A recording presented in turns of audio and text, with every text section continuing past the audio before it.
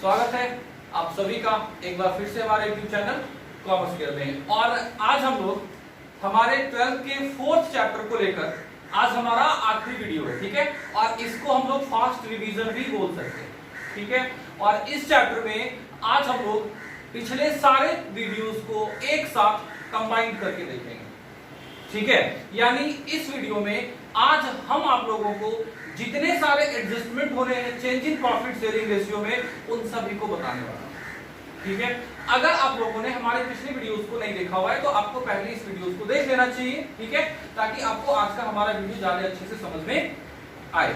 तो हम लोग स्टार्ट करते हैं सबसे पहले change in profit sharing ratio को लेकर, क्योंकि अभी हाल में हमारे सीबीएसई के बच्चों के लिए एक जो एग्जाम होगा कंपार्टमेंटल वाला वो कंडक्ट किया जाना है, ठीक है। तो इसको लेकर मैं ये चैप्टर को या फिर इस वीडियो को मैं क्रिएट कर रहा हूँ, बना रहा हूँ, ठीक है, ताकि उनके लिए वो ज्यादा आसान हो जाए change in profit sharing ratio को समझना, और वो थोड़े देर में ही पूरे change in profit sharing ratio का कंसेप्ट उनको समझ में आ जाए, ठीक है। तो सबसे पहले मैं इस चैप्टर के बारे में थोड़ा बता दूं। Change in profit sharing ratio, इसका मतलब है कि अगर पुराना वाला जो हमारा एग्रीमेंट है, ठीक है, पार्टनरशिप चूंकि एग्रीमेंट के थ्रू स्टार्ट होता है, ठीक है।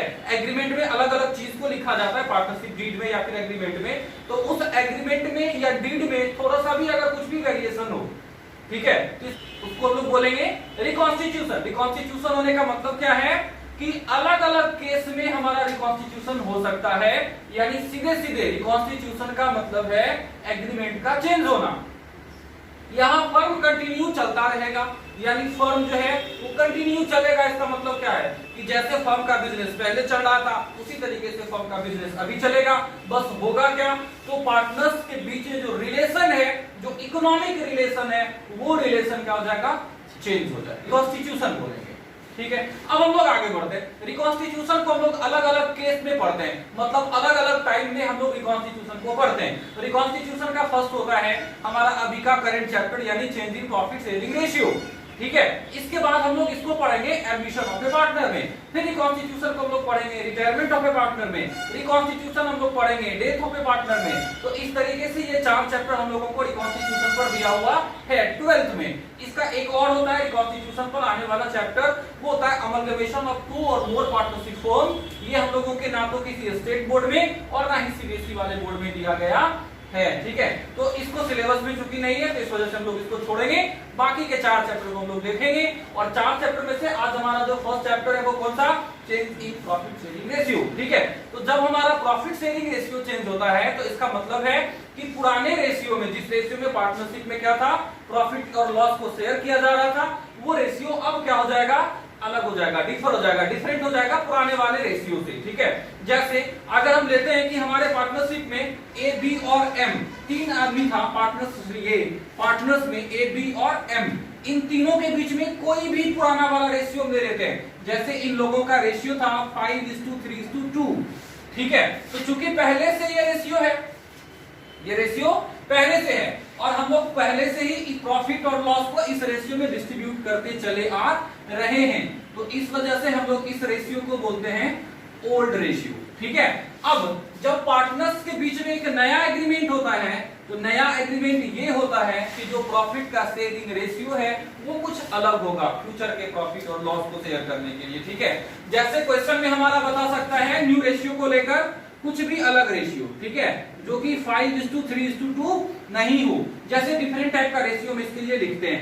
जैसे फर्स्ट आता है आपका 2:3:5, नया रेशियो में हो सकता है 1:1:1, नए रेशियो में हो सकता है 4:3:3, 2:2:1। तो इस सब में से कोई भी हो या इसके अलावे भी कोई भी हो, इसको हम लोग बोलेंगे change in profit sharing ratio. Ratio क्या हो गया, बदल गया। पुराना वाला रेशियो था 5:3:2, नया वाला रेशियो इस सब में से कुछ या इसके अलावे भी कुछ हो सकता है, इसको हम लोग क्या बोलेंगे, change in profit sharing ratio. और जब हमारा रेशियो चेंज होता है तो उस केस में हम लोग डिफरेंट टाइप के आइटम को इसमें इस चैप्टर में क्या करेंगे, स्टडी करेंगे। जो डिफरेंट टाइप का टॉपिक है या जिसको हम लोग इस चैप्टर में पढ़ेंगे वो अलग अलग टाइप का चीज हो सकता है, और उस सब अलग अलग टाइप की चीज को अभी हम डिस्क्राइब कर देते हैं कि ये कैसे होता है, कैसे बनेगा, ठीक है, और क्या सब हम लोग इसके लिए करते हैं। तो जो सबसे फर्स्ट होता है यानी डिफरेंट टाइप का एडजस्टमेंट जिसका हम लोगों को जरूरत पड़ना है अभी, तो उसमें से फर्स्ट है सेक्रीफाइस और गेन, ठीक है, इसको हम लोगों को फाइंड करना पड़ता है इस चैप्टर में, सेक्रीफाइस को और गेन को। अब इसको जो फाइंड करेंगे तो उसका मोटिव क्या होगा भैया, क्यों हम लोग निकाल रहे हैं सेक्रीफाइस और गेन, तो इसको निकालने का जरूरत पड़ता है हम लोगों को गुडविल के लिए, ठीक है। ये हम लोग क्यों निकालते हैं, गुडविल के डिस्ट्रीब्यूशन के लिए या गुडविल के एडजस्टमेंट के लिए, ठीक है। जो हमारा सेकेंड एडजस्टमेंट होगा वो किस लिए होगा, तो जो पुराना वाला हमारा रिजर्व है या एक्यूमुलेटेड प्रॉफिट और लॉस है उसके लिए,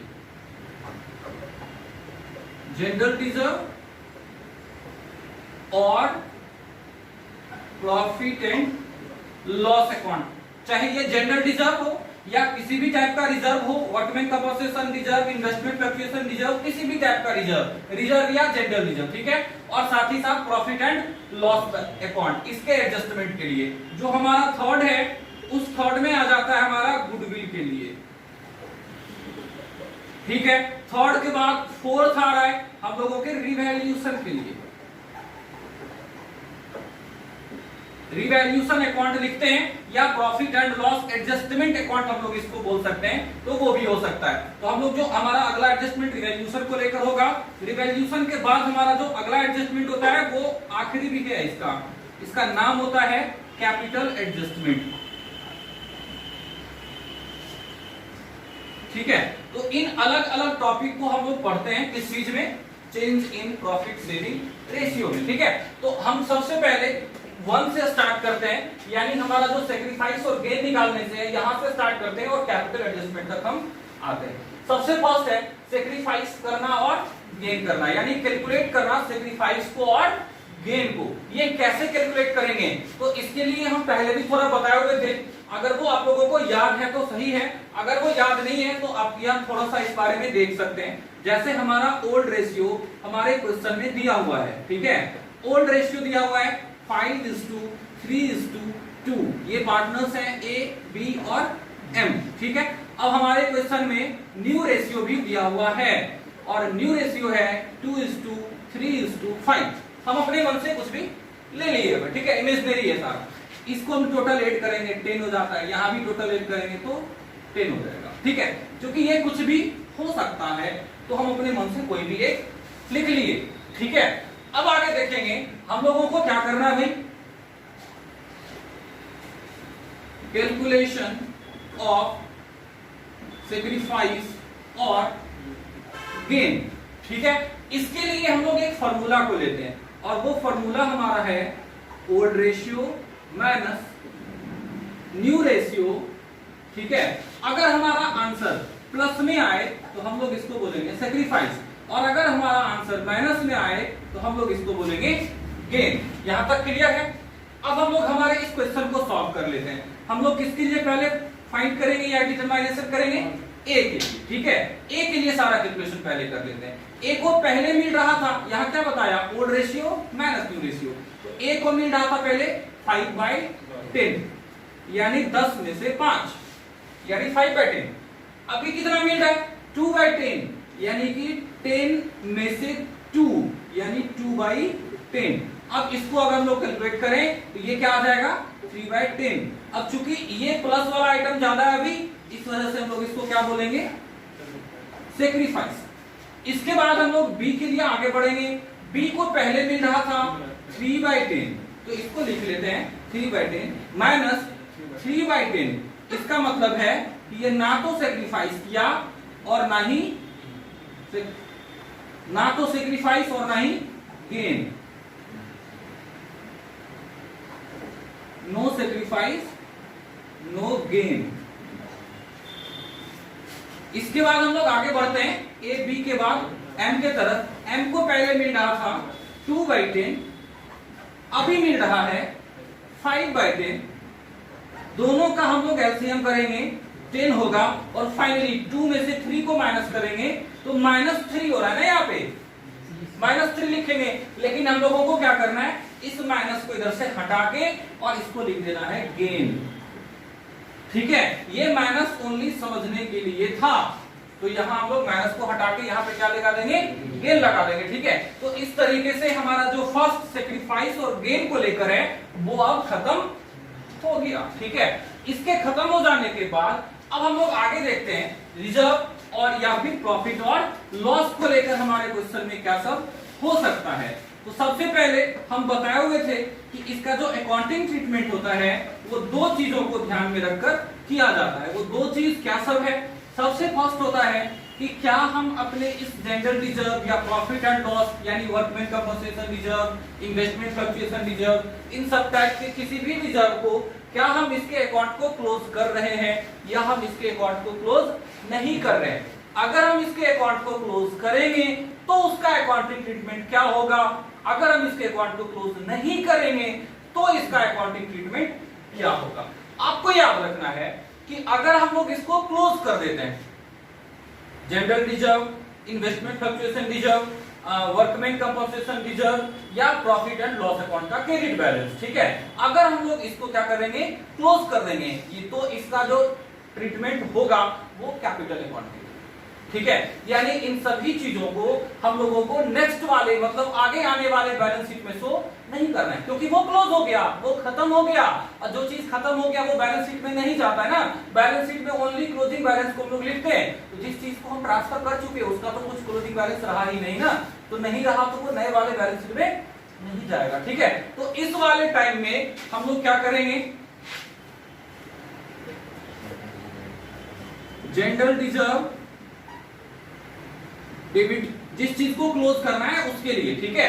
general reserve account debit, profit and loss account ये आपका क्रेडिट बैलेंस है, ठीक है। इसको क्लोज करने के लिए हम लोग डेबिट करते हैं। तो general reserve account debit, profit and loss account debit. इसके बाद हम लोग आएंगे वर्कमैन कंपनसेशन रिजर्व डेबिट हो जाएगा। इसके बाद इन्वेस्टमेंट फ्लक्चुएशन रिजर्व और फंड ये भी डेबिट हो जाएगा। और 2 हम लोग करेंगे पार्टनर्स कैपिटल अकाउंट। यहां कैपिटल के प्लेस पर अगर क्वेश्चन में ये लिखा हुआ है कि हमारा कैपिटल फिक्स्ड है तो करेंट अकाउंट को यूज करना है, ठीक है। यानी पार्टनर्स कैपिटल अकाउंट या पार्टनर्स करेंट अकाउंट हो सकता है। और इस टोटल अमाउंट को यानी इस चारों चीज के अमाउंट को हम लोगों को ओल्ड रेशियो में डिस्ट्रीब्यूट करना है, ठीक है। तो जितने सारे पार्टनर्स होंगे सभी के नामों को क्रेडिट करना है। यानी A capital account debit credit to B capital account to M capital account. तो डिफरेंट टाइप का, चाहे जो भी कोई पार्टनर है, राम मोहन सोहन, ठीक है, तीनों को हम लोगों को क्रेडिट करके जो अमाउंट टोटल है उसको ओल्ड रेशियो में करके डिस्ट्रीब्यूट करना है। इसके बाद ये हमारा हो गया क्रेडिट बैलेंस के लिए। ये सारा कौन सा बैलेंस होता है, क्रेडिट बैलेंस होता है। तो क्रेडिट बैलेंस को खत्म करने के लिए हम लोग यहाँ पर क्या करते हैं, इसको डेबिट किए, ठीक है। और पार्टनर से कैपिटल को क्रेडिट करने का रीजन क्या था कि हमारा कैपिटल इंक्रीज कर रहा है, इस वजह से हम इसको क्रेडिट किए, ठीक है। इतना कर लेने के बाद हम लोग इसके डेबिट बैलेंस के लिए आते हैं। कुछ आइटम आपके बैलेंस शीट के डेबिट वाले साइड में भी हो सकता है, जैसे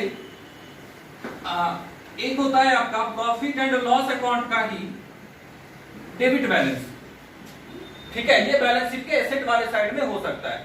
इसके बाद जो दूसरा वाला चीज है वो होता है डिफर्ड रिवेन्यू एक्सपेंडिचर को लेकर। ये दो चीज हमारे क्वेश्चन में हो सकता है डेबिट बैलेंस को लेकर, यानी एसेट वाले साइड में। अब इन दोनों को क्लोज करने के लिए, इन दोनों को पहले क्लोज करने के लिए हम लोग पहले देख रहे हैं कि क्लोज किया जा रहा है, फिर हम लोग बाद में देख लेंगे क्लोज नहीं किया जा रहा है, ठीक है। तो अगर क्लोज किया जा रहा है तो क्या होगा, ये चूंकि दोनों डेबिट बैलेंस है तो खत्म करने के लिए क्रेडिट करना होगा। इस वाले क्वेश्चन में हम लोग एंट्री करेंगे पार्टनर्स कैपिटल और current account debited to profit and loss account, ये हमारा डेबिट बैलेंस है, टू डिफर्ड रिवेन्यू एक्सपेंडिचर, ठीक है। और यहां जो हम लोग अमाउंट लगाएंगे वो किस रेशियो में, ओल्ड रेशियो में, ठीक है। ये हो जाएगा कब, जब हम लोग इन सारे चीजों को क्या कर रहे हैं, क्लोज कर रहे हैं, ठीक है। अब इन सारे चीजों को अगर क्लोज नहीं किया जाए तो क्या होगा, तो इस सब के बदले में, इतना के बदले में हम लोग एक अकाउंटिंग एंट्री करेंगे, यानी इस क्रेडिट बैलेंस वालों के लिए ये इस एंट्री के प्लेस पर एक दूसरा एंट्री हो जाएगा और वो एंट्री होगा gaining partners capital to sacrificing partners capital account. तो क्या करेंगे हम लोग, इस अकाउंटिंग एंट्री को नहीं करना है, इस चारों चीज के अमाउंट को ओनली ऐड कर लेना है, ठीक है। अमाउंट को ऐड करेंगे। सेक्रीफाइस और गेन निकालने के लिए हम लोग पहले से ही सीख चुके हैं, और इस टोटल का जो सम होगा उसको सेक्रीफाइसिंग और गेनिंग रेशियो के साथ मल्टीप्लाई करके यहां पर हम लोगों को वैल्यू पुट करना है, ठीक है। जो गेन करेगा उसको डेबिट, जो सेक्रीफाइस करेगा उसको क्रेडिट करेंगे। ये कब हो जाएगा, जब जनरल रिजर्व अकाउंट या प्रॉफिट एंड लॉस अकाउंट का क्रेडिट बैलेंस या वर्कमैन कंपनसेशन रिजर्व या इन्वेस्टमेंट फ्लक्चुएशन रिजर्व को क्लोज करने के लिए नहीं बोला जाए तब। समझ में आ गया? जब क्लोज नहीं करेंगे तो गेनिंग सेक्रीफाइसिंग करेंगे, अगर क्लोज कर देंगे तो उसको डेबिट करेंगे और पार्टनर्स कैपिटल अकाउंट को क्रेडिट करेंगे। खत्म है। लेकिन हम लोग अगर अब इसके लिए देखें कि अगर अब इसको क्लोज नहीं किया जाए, मतलब प्रॉफिट एंड लॉस अकाउंट का डेबिट बैलेंस और डिफर्ड रेवेन्यू एक्सपेंडिचर को अगर क्लोज नहीं किया जाए, तो फिर इस एंट्री के प्लेस पर एक दूसरा एंट्री बनेगा, ठीक है। ये क्रेडिट बैलेंस था, गेन को हम लोग डेबिट किए, सेक्रीफाइस को हम लोग क्रेडिट किए। ये लॉस है, ये दोनों आइटम हमारा लॉस का है, डेबिट बैलेंस है, अपोजिट एंट्री पास करेंगे। इस बार sacrificing partners capital account debit to gaining partners capital account हो जाएगा। इस एंट्री के प्लेस पर इस एंट्री को देख लेने के बाद हम लोग एक कंबाइंड एंट्री पास कर लेंगे। सेक्रीफाइस को डेबिट करना है, sacrificing partners capital account to gaining partners capital. हम लोग ऐसा कब करेंगे, जब हम लोग इसको क्लोज नहीं करेंगे, ठीक है। जब हम लोग इसको क्लोज नहीं करेंगे तो हम लोग इस एंट्री को पास करेंगे, ठीक है। इतना कर लेने के बाद कभी कभी ऐसा भी हो सकता है क्वेश्चन में कि ये और ये दोनों एक साथ क्वेश्चन में दिया हुआ है, जैसे जनरल रिजर्व भी दिया क्वेश्चन में और प्रॉफिट एंड लॉस अकाउंट का डेबिट बैलेंस भी दिया हुआ है क्वेश्चन में, ठीक है। और क्वेश्चन बता रहा है कि इन दोनों चीजों को हम लोगों को क्लोज नहीं करना, ठीक है। क्या सब दिया क्वेश्चन में, एक जनरल रिजर्व भी दिया हुआ है, एक प्रॉफिट एंड लॉस अकाउंट का डेबिट बैलेंस दिया हुआ है, और क्वेश्चन क्या बता रहा है कि इन दोनों ही अकाउंट को क्लोज नहीं करना है। तो इस वाले क्वेश्चन में हम लोग क्या करेंगे, जो जनरल रिजर्व का अमाउंट है, मान के चलो ये 50,000 है, ठीक है, और प्रॉफिट एंड लॉस अकाउंट का जो बैलेंस है वो 20,000 है। तो ये डेबिट बैलेंस है और ये क्रेडिट बैलेंस है, ठीक है। इन दोनों को हम लोग पहले लेस कर लेंगे, इन दोनों को हम लोग पहले लेस करेंगे। तो हमारा जो बैलेंस निकल के आया वो कौन सा बैलेंस निकल के आया, क्रेडिट। और क्रेडिट वाले बैलेंस के लिए हम लोग ये एंट्री पास कर रहे हैं ना, तो सिर्फ 30,000 को लेकर, यानी 50 माइनस 20, 30,000 को लेकर हम लोग गेनिंग और सेक्रीफाइसिंग रेशियो का एंट्री करेंगे। अगर दो अलग अलग आइटम है, ठीक है, एक हमारा क्रेडिट बैलेंस का है, एक हमारा डेबिट बैलेंस का है, दोनों अकाउंट को हम लोगों को क्लोज नहीं करना है। तो इस वाले केस में क्या करेंगे, इन दोनों को पहले माइनस कर लेंगे, दोनों के अमाउंट को। फिर हम लोग अगर हमारा क्रेडिट वाला साइड ज्यादा हुआ, ठीक है, तो हम लोग gaining partners capital account to sacrificing partners capital account का एक एंट्री करेंगे। अगर ये उल्टा हो जाए, यानी यहां पर क्वेश्चन में 70,000 दिया हुआ है, प्रॉफिट एंड लॉस अकाउंट का बैलेंस कितना 70 और जनरल रिजर्व का बैलेंस कितना 50, तो अभी वाले क्वेश्चन में 70,000 ज्यादा है, मतलब डेबिट वाला बैलेंस ज्यादा है, ठीक है। तो फिर हम लोग इस एंट्री को पास करेंगे, यानी sacrificing partners capital account debit to gaining partners capital account. यहां तक क्लियर हो गया। अब हम लोग आगे बढ़ जाते हैं हमारे थर्ड टॉपिक को लेकर। हमारा जो थर्ड टॉपिक है वो गुडविल को लेकर है, ठीक है। गुडविल आपके क्वेश्चन में दो तरीके का हो सकता है, गुडविल दो टाइप का हो सकता है, ठीक है। एक गुडविल होता है हमारा जो कि ओल्ड गुडविल होता है। ओल्ड गुडविल कहने का मतलब है कि वो हमारे बैलेंस शीट में पहले से ही लिखा हुआ है। ओल्ड गुडविल कौन सा गुडविल, जो गुडविल हमारे क्वेश्चन में पहले से ही लिखा हुआ है। इस गुडविल को हम लोग क्या करते हैं, तो इस गुडविल को हम लोग, यानी इसका जो अकाउंटिंग ट्रीटमेंट होगा उसमें हम लोग इसको ओल्ड रेशियो में डिस्ट्रीब्यूट करके खत्म कर देंगे पार्टनर्स के बीच में, ठीक है। तो इसको डिस्ट्रीब्यूट करने का कुछ ना कुछ तो एंट्री आता होगा, ठीक है। ओल्ड गुडविल को जब पार्टनर्स के बीच में डिस्ट्रीब्यूट करके खत्म करेंगे तो इसका कुछ ना कुछ जर्नल एंट्री आता है, ठीक है। और उस जर्नल एंट्री को अभी हम लोगों को देख लेना है।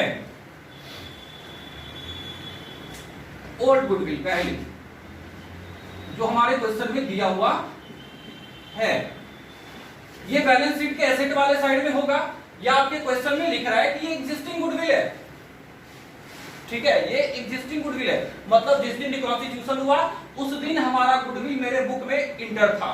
तो रिटेन ऑफ करने के लिए इस गुडविल को हम लोग एंट्री करेंगे और वो एंट्री हो जाएगा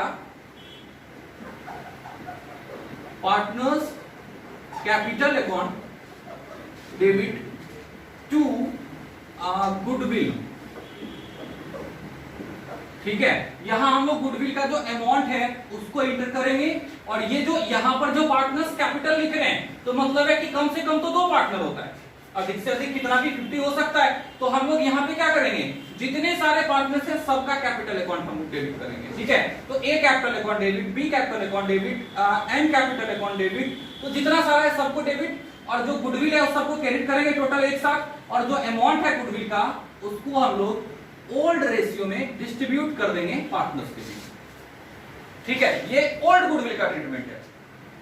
अब हमारा क्वेश्चन बताएगा कि जिस दिन रिकॉन्स्टिट्यूशन हुआ उस दिन फर्म के गुडविल का वैल्यू ये है। उस दिन फर्म के गुडविल का वैल्यू 1 लाख, 10 लाख, 5 लाख, 3 लाख, 50,000, 60,000 कुछ भी हो सकता है। ठीक है, तो उस गुडविल को जो कि पहले से बुक में लिखा हुआ नहीं है उसका अकाउंटिंग ट्रीटमेंट 2 तरीके से होता है। एक होता है कि उसको पहले राइज करते हैं, मतलब उसको पहले बुक में लाते हैं, फिर हम उसको रिटेन अप करते हैं। दूसरा तरीका होता है उसको राइज और रिटेन अप नहीं करते हैं, डायरेक्टली कैपिटल अकाउंट के थ्रू हम लोग उसका एंट्री करते हैं। अगर हम लोग कैपिटल अकाउंट के थ्रू एंट्री करेंगे तो उसका एंट्री हो जाएगा gaining partners capital account debit to sacrificing partners capital account. ये कब हो गया, जब हम ना तो राइज किए और ना ही रिटेन अप किए, ओनली कैपिटल अकाउंट के थ्रू इसका एंट्री हो गया। ठीक है, लेकिन अगर इसी गुडविल को राइज किया जाए फिर इसको रिटेन अप किया जाए तो उसके लिए अकाउंटिंग एंट्री होगा। तो पहले चूंकि वो था नहीं, अभी हम उसको लिख रहे हैं, तो गुडविल हमारा एसेट इंक्रीज करेगा। एसेट इंक्रीज किया, डेबिट किए टू पार्टनर्स कैपिटल अकाउंट, और यहां जो इस गुडविल को हम लोग लिखेंगे वो किस रेशियो में, ओल्ड रेशियो। ठीक है, यहां पर गुडविल का पैसा जो है वो ओल्ड रेशियो में हो जाएगा पार्टनर्स कैपिटल में। सही है, ये हो गया राइज करने के लिए, पहले से था नहीं अभी लिखे हैं तो एसेट इंक्रीज किया। अब हम लोग इसको क्या कर देंगे, रिटेन अप करेंगे। रिटेन अप करने के लिए एंट्री ठीक उल्टा हो जाएगा इसका, partners capital account debit to goodwill. इस बार लेकिन थोड़ा सा काम क्या करना है कि इस गुडविल का जो भी कुछ वैल्यू है उसको हम लोगों को न्यू रेशियो में रखना होगा, और इन दोनों का जो बैलेंस होगा, मतलब इन दोनों का जो इफेक्ट होगा वो फाइनली ये निकल के आता है। ठीक है, तो चाहे हम लोग गेनिंग पार्टनर्स कैपिटल अकाउंट करें तो सैक्रिफाइसिंग पार्टनर्स कैपिटल अकाउंट करें या गुडविल को राइज करके रिटेन अप करें, फाइनली होना यही बात है। ठीक है, ये हो गया हमारे गुडविल के लिए पूरा, मतलब हमारा थर्ड टॉपिक क्लियर। इस थर्ड टॉपिक के बाद अब हम लोग आगे आते हैं रिवैल्यूएशन अकाउंट को लेकर कि रिवैल्यूएशन अकाउंट कैसे प्रिपेयर किया जाए। आज हम आप लोगों को रिवैल्यूएशन अकाउंट बिना जर्नल एंट्री के बताने वाले हैं। ठीक है, इससे पहले हम लोग जर्नल एंट्री को लेकर देखे हुए थे रिवैल्यूएशन अकाउंट। ठीक है, यानी जर्नल एंट्री देखे हुए हैं रिवैल्यूएशन अकाउंट से रिलेटेड कि जर्नल एंट्री क्या सब हो सकता है। आज हम आप लोगों को बताने जा रहे हैं कि अगर हम लोगों को जर्नल एंट्री याद नहीं है किसी भी चीज को लेकर, ठीक है, या हमको समझ में नहीं आ रहा है जर्नल एंट्री क्या होगा, तो भी हम लोग उसका डायरेक्टली क्या बना सकते हैं, रिवैल्यूएशन अकाउंट बना सकते हैं। ठीक है, कैसे बन सकता है ये हम लोग देख लेते हैं। सबसे पहले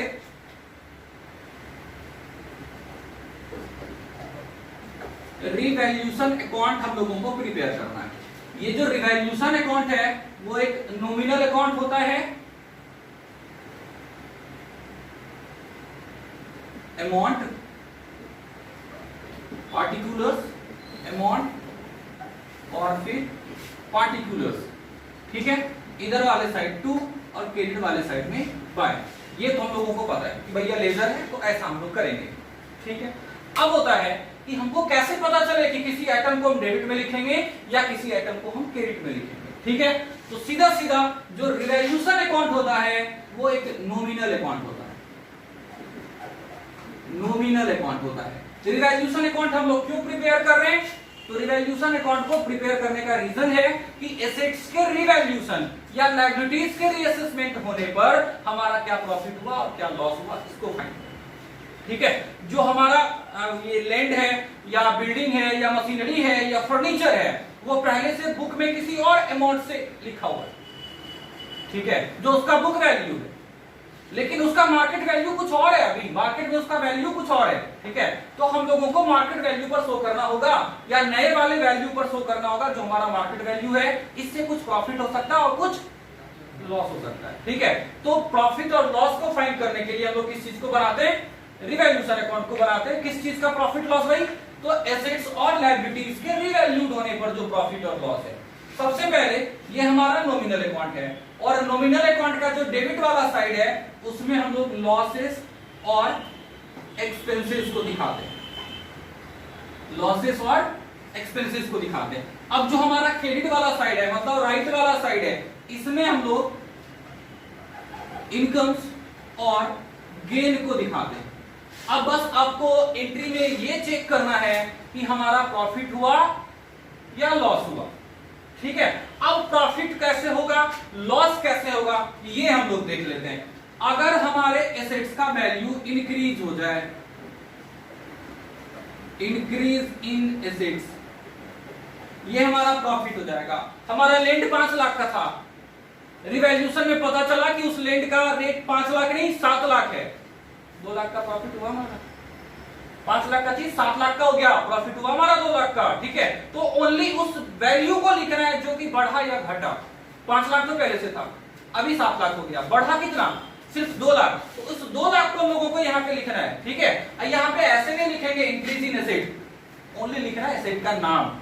ठीक है, जैसे लैंड इंक्रीज किया या बिल्डिंग इंक्रीज किया, तो जिस चीज का वैल्यू इंक्रीज किया, जैसे लैंड का रेट अभी इंक्रीज किया तो लोग लिखेंगे बाय लैंड अकाउंट, अमाउंट डाल देंगे तो खत्म। ये हो गया हमारा इंक्रीजिंग एसेट। इसी तरीके से गेन और इनकम होने का और भी केस हो सकता है, जैसे है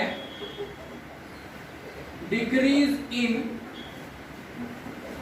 लायबिलिटीज,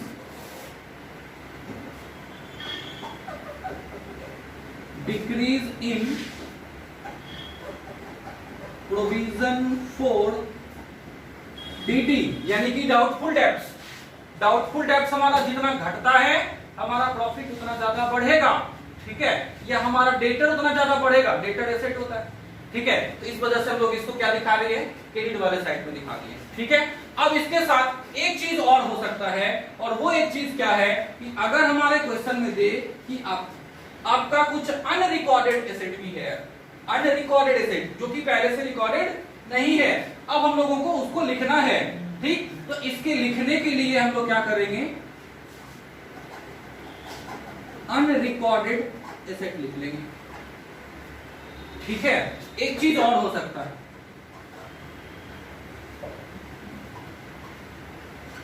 प्रीपेड एक्सपेंसेस,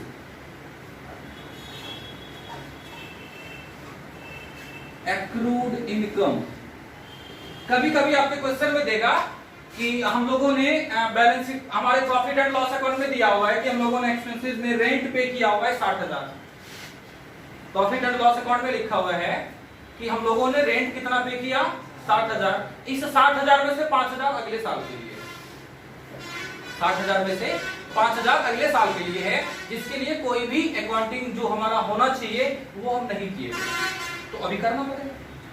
जब हम लोगों को मालूम चल जाएगा कि हमारा कुछ गलती है तो उसको सुधारना पड़ेगा, और सुधारने के लिए उस प्रीपेड एक्सपेंसेस को हम लोग अगले वाले साल ले जाएंगे। प्रीपेड एक्सपेंसेस मतलब हमारा एसेट, एसेट इंक्रीज किया, प्रॉफिट हुआ, प्रॉफिट हम लोग डाल दी किधर वाले साइड में, क्रेडिट वाले साइड में। अब हम लोग प्रॉफिट का जितना सारा हो सकता था वो मैक्सिमम इतना ही हो सकता है, इससे ज्यादा आपको प्रॉफिट वाले केस में नहीं आना है, रिवैल्यूएशन के क्रेडिट वाले साइड में। अब हम लोग डेबिट वाले साइड में आते हैं कि डेबिट में क्या सब होता है, तो डेबिट में इसका ठीक उल्टा हो जाएगा, जिससे हमारा लॉस हो सकता है। जैसे डिक्रीज इन एसेट, सबसे फर्स्ट लॉस होगा। आप लोग इसको आसानी से समझ भी सकते हो। Increase in liabilities, increase in provision, ये भी हमारा लॉस लेकर आएगा। अनरिकॉर्डेड एसेट के प्लेस पर हम लोग यहां यूज कर लेंगे अनरिकॉर्डेड लायबिलिटीज। इसके बाद प्रीपेड एक्सपेंसेस के प्लेस पर यहां आ सकता है आपके क्वेश्चन में आउटस्टैंडिंग एक्सपेंसेस, और फिर आ सकता है एडवांस इनकम। इससे ज्यादा कुछ नहीं होगा रिवैल्यूएशन में, इससे ज्यादा कुछ नहीं होता है। अब हम लोग इसको बैलेंस करेंगे और बैलेंस इसका दो तरीके से हो सकता है, ठीक है। तरीका तो एक ही होगा, प्रॉफिट हो सकता है या लॉस हो सकता है। अगर हमारा क्रेडिट वाला साइड ज्यादा है तो हम लोग देख रहे हैं या इनकम और गेन को लिख रहे हैं, क्रेडिट वाला साइड ज्यादा होगा हमारे प्रॉफिट वाले साइड से, मतलब एक्सपेंसेस वाले साइड से प्रॉफिट होगा हमारा। अगर हमारा एक्सपेंसेस वाला साइड ज्यादा है हमारे इनकम वाले साइड से, तो लॉस होगा हमारा। खत्म है। अब इस प्रॉफिट और लॉस को हम लोगों को क्या कर देना होगा, पार्टनर्स को डिस्ट्रीब्यूट कर देना होगा। तो सबसे पहले हम लोग हमारे क्रेडिट वाले साइड और डेबिट वाले साइड इन दोनों को ऐड कर लेंगे। दोनों को ऐड करने के बाद हम लोगों को पता चल जाएगा कि हमारा कौन सा साइड ज्यादा और कौन सा साइड कम। अब जिस वाला साइड कम है उस वाले साइड में हम लोगों को इसको इक्वल करने के लिए लिखना है। अभी हम मान ले रहे हैं कि हमारा डेबिट वाला साइड जो है वो कम है, मतलब हमारा प्रॉफिट हुआ, क्योंकि इनकम ज्यादा एक्सपेंसेस कम, तो हमारा प्रॉफिट हुआ। इस प्रॉफिट को हम लोग लिखेंगे profit on revaluation transfer to A, B और एम, चाहे जितना भी पार्टनर है, ठीक है, सबके कैपिटल अकाउंट में हम लोगों को इसको ट्रांसफर कर देना होगा। यहां बैलेंस को लिखेंगे और फिर यहां हम लोग अमाउंट को लिखेंगे, और ये जो अमाउंट होगा वो ओल्ड रेशियो में जाएगा। ये आ जाता है हमारा रिवैल्यूएशन अकाउंट। रिवैल्यूएशन अकाउंट के बाद हमारा आखिरी वाला चीज आ रहा है और वो होता है कैपिटल एडजस्टमेंट, ठीक है, क्योंकि इसके बाद हम लोग बैलेंस शीट को प्रिपेयर करते हैं। तो बैलेंस शीट के पहले बीच में एक चीज आ जाना है और वो चीज क्या है, हमारा कैपिटल अकाउंट। कैपिटल अकाउंट को एक बार हम लोग देख लेते हैं पहले सही से। इससे पहले हम लोग कैपिटल अकाउंट को देखे हुए थे फंडामेंटल वाले चैप्टर में, ठीक है, यानी पार्टनरशिप फंडामेंटल। तो फंडामेंटल वाले चैप्टर्स में हम लोग ये पढ़ चुके थे कि अगर कैपिटल इंक्रीज करता है तो फिर हम लोग क्रेडिट वाले साइड में लिखते हैं। अगर हमारा कैपिटल क्या हो जाए, किसी भी ट्रांजैक्शन से डिक्रीज करे, तो इसको हम लोग डेबिट वाले साइड में लिखते हैं। तो अभी बस हम लोगों को ये चेक करना है कि किस चीज से हमारा कैपिटल इंक्रीज हुआ और किस चीज से हमारा कैपिटल डिक्रीज हुआ, बस इसको देखते जाना है। तो कैपिटल अकाउंट को बनाना स्टार्ट करते हैं। सबसे पहले कैपिटल का जो बैलेंस है हमारे बैलेंस शीट में, उसको हम लोगों को लिख लेना है, बैलेंस बीडी। ये बैलेंस बीडी कब आएगा, जब लायबिलिटीज वाले साइड में लिखा हुआ रहेगा अमाउंट, तब हम लोग इसको यहाँ पे लिखेंगे और जिसका जितना है उसको हम लोग लिख देंगे। अगर किसी क्वेश्चन में एसेट वाले साइड में किसी पार्टनर का अमाउंट लिखा हुआ है कैपिटल का, तो लोग उसके लिए डेबिट वाले साइड में लिखेंगे टू बैलेंस बीडी और अमाउंट लगा देंगे, चाहे जिसका भी है। इसके बाद हम लोग कैपिटल अकाउंट में डिफरेंट टाइप के आइटम को दिखाना स्टार्ट करेंगे। अगर रिवैल्यूएशन पर प्रॉफिट हुआ, रिवैल्यूएशन अकाउंट ये हमारा आ जाएगा प्रॉफिट के लिए, जो भी अमाउंट है उसको तो ओल्ड रेशियो में डिस्ट्रीब्यूट करते हैं। अगर हमारा लॉस आया हुआ है रिवैल्यूएशन पर, तो हम लोग रिवैल्यूएशन लॉस को इधर दिखा देंगे ऐसे। अगर क्वेश्चन में जनरल रिजर्व है तो किसी भी टाइप के रिजर्व को हम लोग ऐसा करेंगे। अगर क्वेश्चन में प्रॉफिट एंड लॉस अकाउंट है और उसका क्रेडिट बैलेंस लिखा हुआ है तो उसके लिए ऐसा। अगर डेबिट बैलेंस है, प्रॉफिट एंड लॉस अकाउंट, और ये डेबिट बैलेंस है, तो हम लोग ऐसा करेंगे। इसके बाद अगर क्वेश्चन में वर्कमैन कंपनसेशन फंड है तो हम लोग ऐसा करेंगे क्रेडिट वाले साइड में। अगर इन्वेस्टमेंट फ्लक्चुएशन रिजर्व भी है तो भी हम लोग ऐसा करेंगे क्रेडिट वाले साइड में। इसके बाद अब आता है गुडविल का बारी, ठीक है, किसका, गुडविल का। तो गुडविल के लिए हम लोग देखते हैं दो गुडविल होता था, एक तो ओल्ड और दूसरा वाला नया, जिसको हम लोग एडजस्टमेंट करते हैं। तो ओल्ड गुडविल के लिए हम लोग डेबिट वाले साइड में लिखेंगे गुडविल और अमाउंट को ओल्ड रेशियो में कर देना है पार्टनर्स के बीच में। इसके बाद हम लोग आगे बढ़ते हैं हमारे नए गुडविल के लिए। तो यहां पर हम लोगों को नाम लिखना है gaining partners capital account. Amount लगा देंगे जो सेक्रीफाइस किया हुआ है उसके बारे में। हम मान लेते हैं इस क्वेश्चन में कि ए सेक्रीफाइस किया और बी गेन किया, तो ए को पैसा मिलेगा, यहां लिखेंगे बी कैपिटल अकाउंट, अमाउंट डालेंगे ए में। ठीक है, यहां हम लोग लिखेंगे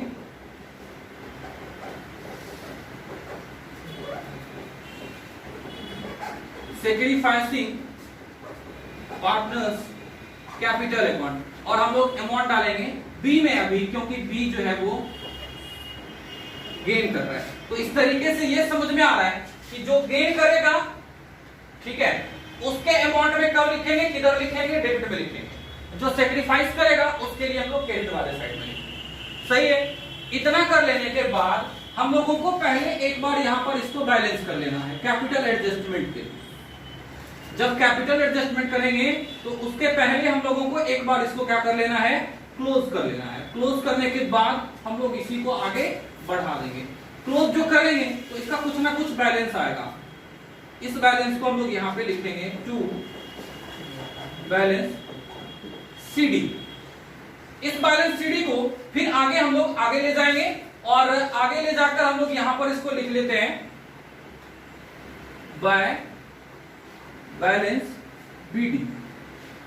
इतना आ गया।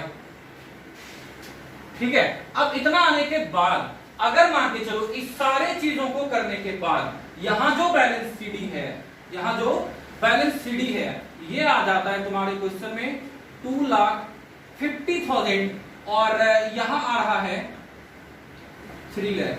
कुछ भी हम अपने मन से रख लिए। एक का आ गया 2,50,000 और दूसरे का आया 3 लाख। ये सारे कुछ को करने के बाद तो जो बैलेंस सीडी होगा उसी बैलेंस सीडी को हम लोग वापस यहां पे लिख लेंगे। ठीक है, यहां पे लिखेंगे इसके लिए 3 लाख और इसके लिए कितना 2,50,000। हम कैपिटल एडजस्टमेंट को बता रहे हैं जो इस चैप्टर का आखिरी टॉपिक है। ठीक है, अब कैपिटल एडजस्टमेंट दो तरीके से हो सकता है। कैपिटल एडजस्टमेंट का दो तरीका क्या सब हो सकता है, या तो कैश अकाउंट के थ्रू या फिर करंट अकाउंट के थ्रू, कैश और करंट अकाउंट। ठीक है, अगर कैश अकाउंट के थ्रू होगा तो हम लोगों को इसको बैलेंस करते हुए अब कैश अकाउंट लिखना है, और अगर करंट अकाउंट के थ्रू है तो बैलेंस करते हुए लोगों को करंट अकाउंट को लिखना है। सबसे पहले हम लोगों को देखना है कि ये जो अमाउंट है ये अब तुम्हारे क्वेश्चन में बताएगा कैपिटल एडजस्टमेंट करने के लिए कि इसको न्यू रेशियो में आप रखिए, यानी 2,50,000 और 3 लाख को किस रेशियो में रखना है, न्यू रेशियो में रखना है। अब हम अपने मन से कुछ भी मान लेते हैं कि जो न्यू रेशियो है वो 1:1 है। 1:1 है। 1:1 है तो हम लोग पहले इन दोनों को ऐड कर लेंगे, इन दोनों को ऐड करेंगे। अब चूंकि 1:1 है, दो पार्टनर है, तो टोटल कितना हो गया 2। हम लोग इसको 2 से डिवाइड करेंगे।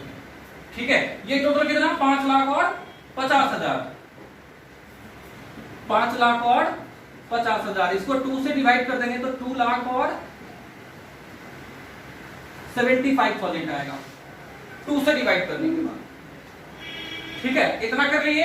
अब जो ये अमाउंट आया इसको हम यहां से हटा के, इधर हमारा स्पेस है कैपिटल अकाउंट का, तो हम लोग यहां पे लिख लेते हैं, यहां से एक लाइन ऊपर छोड़ के। ठीक है, हम लोग यहां पे लिखेंगे 2 बैलेंस सीडी और दोनों में डाल देना है 2,75,000 और 2,75,000। इतना कर लेंगे और इतना कर लेने के बाद इस अमाउंट को और इस अमाउंट को हम लोग कंपेयर करेंगे। इधर कम है तो इधर लिखेंगे, इधर कम होगा तो इधर लिखेंगे। ठीक है, अभी इधर कम है, इधर हम लोग लिख लेते हैं बाय कैश अकाउंट। इसका मतलब है कि हम लोग कैश अकाउंट के थ्रू क्या कर रहे हैं, बैलेंस कर रहे हैं। ठीक है, और यहां पर अमाउंट लगाएंगे जितना कम हो गया, यानी 25,000। इधर वाले के लिए कुछ नहीं। अभी यहां पर कम हुआ है, यहां इसका 3 लाख है, इसका 2,75,000 है, इधर कम है, तो जिधर कम होगा उधर लिखना है, तो हम लोग यहां पे लिख लेंगे 25,000। अब देखना ये है कि किस अकाउंट के थ्रू इसका एडजस्टमेंट करना है, कैश अकाउंट या करंट अकाउंट। अगर कैश अकाउंट है तो यहां पर कैश और यहां पर भी हम लोग कैश लिखेंगे। अगर आपके क्वेश्चन में ये बता रहा है कि आप करेंट अकाउंट के थ्रू एडजस्टमेंट कीजिए, तो इस कैश के प्लेस पर हम लोग क्या लिख देंगे, करेंट अकाउंट लिखेंगे। इसके बाद अब इसको सिर्फ इक्वल कर देना है दोनों साइड। 3 लाख 2,75,000, यहां भी सेम चीज आ जाना है हमारा।